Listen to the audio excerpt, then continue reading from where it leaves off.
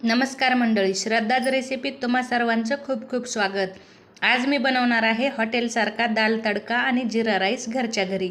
तर त्यासाठी मी हे कोलम तांदूळ 1/2 किलो घेतलेले आहेत. ते तांदूळ मी स्वच्छ धुवून आता अर्ध्या तासासाठी भिजत घालणार आहे. त्यानंतर मी कुकरमध्ये डाळ शिजायला ठेवलेली आहे. आपण नेहमी शिजवतो तशीच डाळ शिजवून घ्यायची आहे.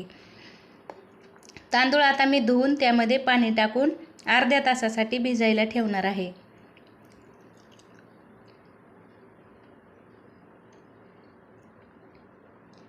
भिजलेले तांदूळ मी त्यातलं पाणी काढून टाकलेलं आहे. परत एकदा धुवून घेतलेले आहेत आणि कढईमध्ये पाणी गरम करून त्यामध्ये थोडंसं मीठ आणि तेल टाकून तांदूळ शिजायला टाकले आहेत. फक्त 10 मिनिटे आपल्याला तांदूळ शिजवून घ्यायचे आहेत. अर्धे शिजलेले तांदूळ तसेच काढून घ्यायचे आहेत. एका ताटामध्ये मी ते तांदूळ काढून थंड व्हायला ठेवलेले आहेत. त्यानंतर कढईमध्ये मी तेल गरम केलेलं आहे. तेल गरम झाल्यावर त्यामध्ये मी 2 चमचे जिरे टाकणार आहे.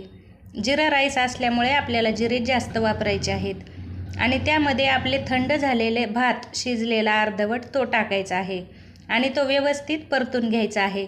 त्यानंतर त्यामध्ये चवीपुरतं मीठ टाकायचं. वरून मी टाकलेली आहे कोथिंबीर आणि मस्तपैकी हलवून आपल्याला 10 मिनिटं परत झाकून ठेवायचं आहे. म्हणजे अर्धवट शिजलेले तांदूळ आपले पूर्णपणे शिजतील. आता डाळ इकडे शिजून झालेली आहे. तर कढईमध्ये मी टाकलेलं आहे तेल, जिरे, मोहरी, लसूण, कढीपत्ता आणि कोथिंबीर. सगळं परतून त्यामध्ये लाल तिखट टाकायचं आहे आणि आपण नेहमी वरणाला फोडणी देतो तशी त्या पद्धतीने वरणाला फोडणी द्यायची आहे.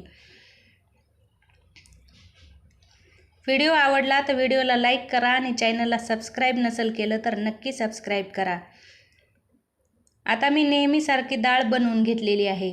त्यानंतर कढईमध्ये वाटीमध्ये मी तेल गरम केलेलं आहे. त्यामध्ये जिरे, मोहरी, तमालपत्र 2 पानं घातलेली आहेत आणि नंतर कढीपत्ता घातल्यानंतर मी 2 लाल मिरच्या तोडून त्यामध्ये घातलेल्या आहेत. त्यानंतर टाकलेलं आहे मी लाल तिखट,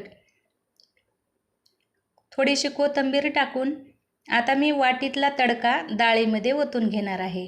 तुम्ही पाहू शकता खूप छानपैकी आपला तडका बसलेला आहे आणि डाळ पण अशी जास्त पातळ नाही आणि घट्ट नाही अशी बनलेली. तर चला तुम्ही पण असा हॉटेलसारखा डाळ तडका आणि जिरा राईस करून पहा. व्हिडिओ कसा वाटला कमेंट करून नक्की सांगा.